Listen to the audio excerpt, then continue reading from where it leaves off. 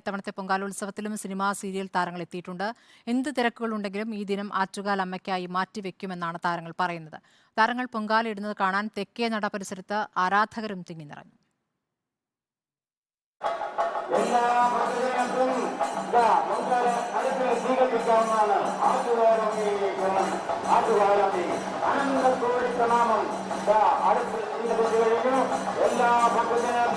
ചിപ്പി, Annie, Jalaja, Krishnaprabha, Amrita Nair, Uma Nair തുടങ്ങിയ താരങ്ങളെല്ലാം ആറ്റുകാലമ്മയുടെ അനുഗ്രഹം തേടി പൊങ്കാല അർപ്പിക്കാൻ ഇത്തവണ തെക്കേ നടയിലുണ്ടായിരുന്നു. 20 വർഷത്തിലേറെയായി പൊങ്കാല ചടങ്ങിലെ നിറസാന്നിധ്യമാണ് ചിപ്പി.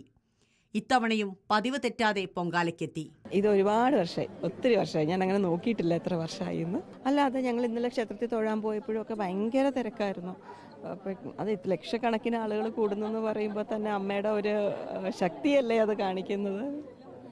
ആറ്റുകാലമ്മയുടെ അനുഗ്രഹമാണ് വീണ്ടും വീണ്ടും ഇവിടെ എത്തിക്കുന്നതെന്ന് നടി കൃഷ്ണപ്രഭയും പറഞ്ഞു.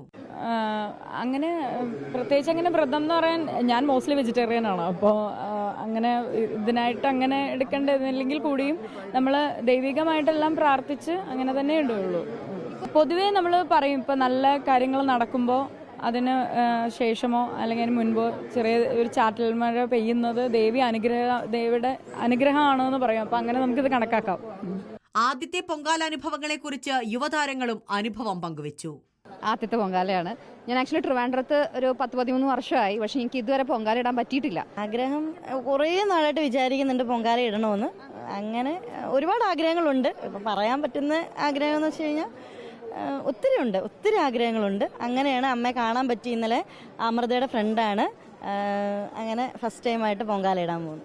അനന്തപുരിയുടെ തെരുവുകളെല്ലാം പൊങ്കാല അടുപ്പുകൾ കൊണ്ട് നിറഞ്ഞിരിക്കുകയാണ്. എങ്ങും പ്രാർത്ഥനയോടെ കാത്തിരിക്കുന്ന സ്ത്രീമുഖങ്ങൾ മാത്രം. റിപ്പോർട്ടർ, തിരുവനന്തപുരം.